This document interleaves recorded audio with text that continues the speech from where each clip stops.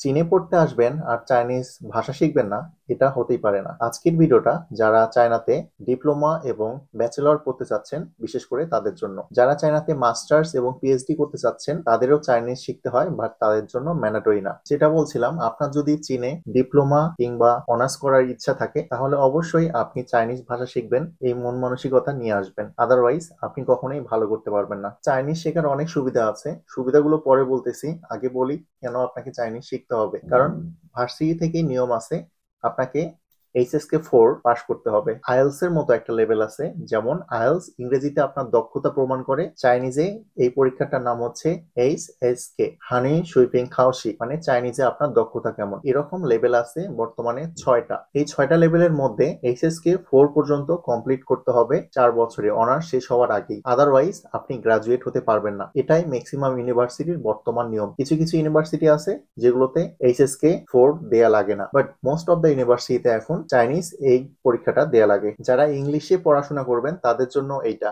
আর যারা চাইনিজে পড়াশোনা করবেন তাদেরকে প্রথম 1 বছরে চাইনিজ শেখাবে, এরপর থেকে চাইনিজ ভাষায় ক্লাস হবে।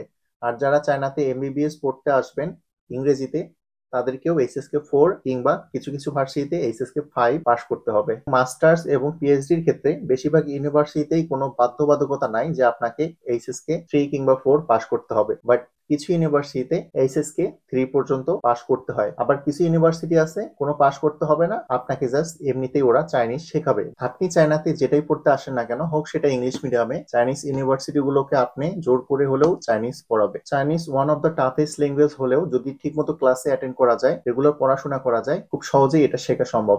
এখন আসি চাইনিজ শিখে আপনার লাভ কি হবে। শুধু চাইনিজ না, আপনি যদি একের অধিক ভাষায় কথা বলতে পারেন, এটা আপনাকে অনেক বেশি বেনিফিট দিবে। চাইনিজ ল্যাঙ্গুয়েজ জানা থাকলে আপনি জব পাওয়ার ক্ষেত্রে অনেক আগায় থাকবেন। আর যদি কারো চাইনিজ কোম্পানি চায়নাতে কিংবা বাংলাদেশে জব করার ইচ্ছা থাকে, তাহলে তো কোনো কথাই নাই। আর 4 বছরে আপনি যদি চাইনিজটা ঠিক মতো শিখে ফেলতে পারেন, তাহলে বলা যায় আপনি 2টা সাবজেক্টে গ্রাজুয়েট হয়ে যাচ্ছেন। একটা হচ্ছে চাইনিজ ল্যাঙ্গুয়েজে, আর একটা হচ্ছে আপনার মেজরে। আজকের ভিডিও এ পর্যন্তই। আপনারা আর কি নিয়ে ভিডিও চাচ্ছেন কমেন্ট বক্সে কমেন্ট করতে পারেন। এছাড়া আপনারা চাইলে আমার ফেসবুক পেজে ফলো দিয়ে রাখতে পারবেন। আমি ওইখানে চায়না সংক্রান্ত, চায়না স্কলারশিপ সংক্রান্ত নানা ইনফরমেশন পোস্ট করে থাকি। পাশাপাশি আপনারা যারা আমার মাধ্যমে চীনে ভর্তি হতে চান, আমার সাথে কন্ট্যাক্ট করতে পারেন। তো আজকের ভিডিও এ পর্যন্তই। সবাই ভালো থাকবেন। আল্লাহ হাফেজ।